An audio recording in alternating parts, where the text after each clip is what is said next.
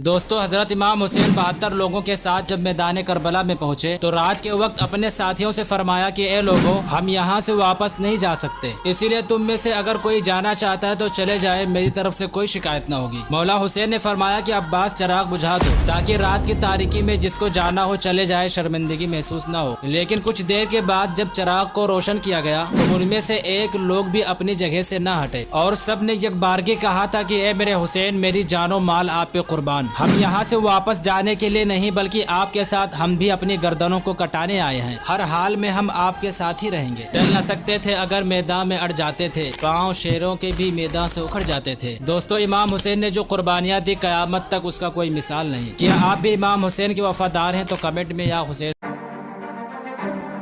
10 मुहर्रम के दिन जब एक एक करके अहले बैत के नौजवान और हाशमी शेर शहादत का जाम पीते गए तो अली के शेर इमाम हुसैन मैदान में आते हैं और दुश्मनों पर टूट पड़ते हैं। इमाम हुसैन ने अपनी बहादुरी और ईमान की ताकत से हजारों दुश्मनों को हिलाकर रख दिया। इमाम हुसैन 3 दिन के भूखे प्यासे करबला के मैदान में 22,000 से ज्यादा दुश्मनों से लड़ रहे थे। तारीख ने ये मंजर भी देखा कि जब इमाम हुसैन 22,000 दुश्मनों के लश्कर के पास जाते तो वो भेड़ों बकरियों की तरह भागने लगते। जब आप तलवार को लहराते हुए आते हैं तो एक आवाज आती है, लिबास है फटा हुआ, गुबार में अटा हुआ, तमाम जिस्म नाजमी छिदा हुआ कटा हुआ, ये कौन अजीब वकार है, बला कशा सवार है कि है हजार कातिलों के सामने डटा हुआ, ये बिल यकीन हुसैन है, नबी का नूर ऐन है। कहा जाता है कि जब आपका लिबास उतारा गया तो उसमें 113 जख्म तीरों के, 33 जख्म नेजों के और 34 जख्म तलवारों के थे। करबला के मैदान में जैसा जुल्म यजीदियों ने अहले बैत पर किया, ऐसा जुल्म और सब्र तारीख ने कभी नहीं देखा।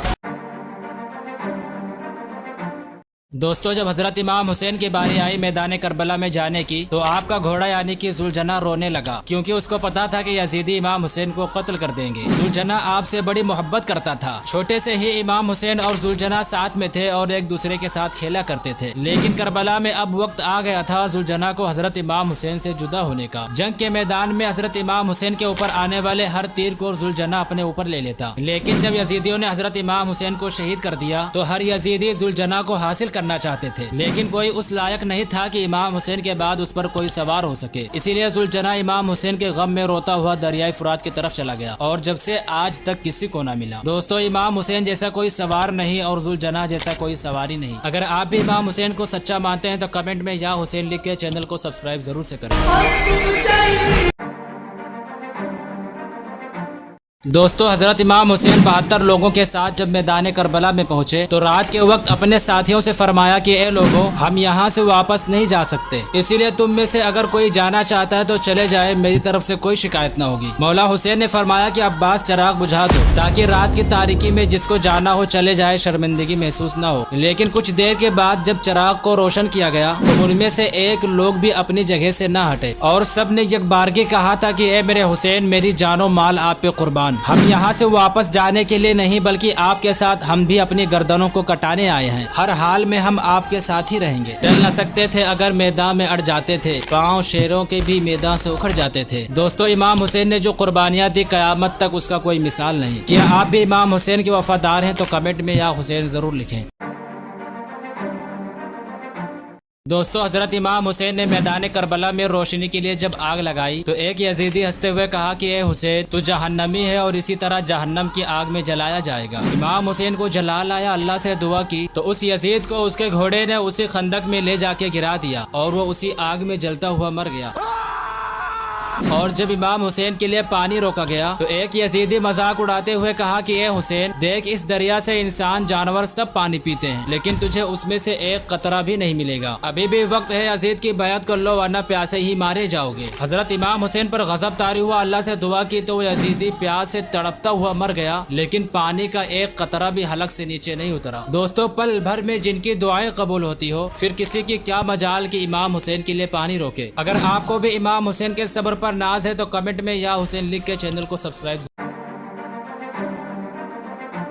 हजरत इमाम हुसैन को शहीद करने के बाद यजीदी भी सोच में पड़ गए कि जंग को तो हमने फतेह की, लेकिन चर्चे हुसैन के क्यों हो रहे। क्योंकि दोस्तों हजरत इमाम हुसैन ने वो किया जो आज तक कोई न कर पाया। अगर किसी को परिवार खोने का दर्द जानना हो तो हजरत इमाम हुसैन से पूछे कि जिसने अपने एक एक फर्द को अल्लाह की राह में कुर्बान कर दिया। अगर किसी को जवानी की अहमियत जानना हो तो हजरत अली अकबर से पूछे कि जिसने 18 साल की उम्र में ही करबला में जामे शहादत नोश फरमा ली। अगर किसी को प्यास की शिद्दत महसूस करना हो तो हजरत अली असगर से पूछे कि जिनका हलक सूख के जुबान बाहर आ गई थी। दोस्तों दुनिया की तमाम जंगें इस्लाम के लिए लड़ी गई, लेकिन मैदान करबला में जो जंग लड़ी गई वो इस्लाम को बचाने के लिए लड़ी गई। दोस्तों यह इमाम हुसैन का एहसान है कि हम इस्लाम में हैं, वरना आज हम सब भी कुफ्र की तारीकियों में भटक रहे होते। अगर आप भी ईमान वाले हैं तो कमेंट में या मेरे हुसैन लिख के चैनल को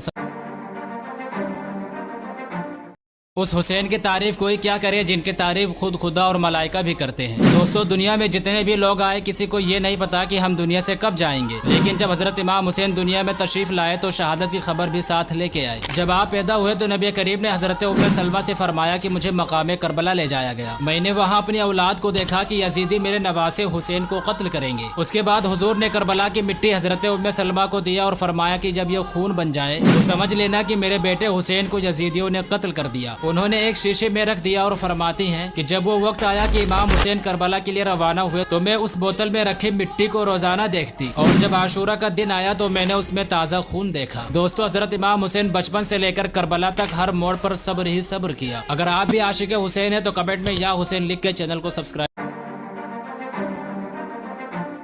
हुसैन ने जब घोड़े के पैर को देखा तो क्या देखा, 4 साल की हुसैन की बच्ची सकीना घोड़े के पैरों से लिपटकर कह रही थी, ऐ मेरे नाना के घोड़े, मेरे बाबा को मैदान में ना ले जा। मेरा बाबा 3 दिन का भूखा प्यासा है। मेरा बाबा 71 जनाजे उठा उठा कर थक गया है। मेरे बाबा ने सुबह से लेकर असर तक 71 जनाजे उठाए हैं। ऐ मेरे नाना के घोड़े, जो भी मैदान में गया है वापस नहीं आया है। मेरे बाबा को ना ले जा मैदान में। हुसैन घोड़े से उतरे, सकीना को गोद में उठा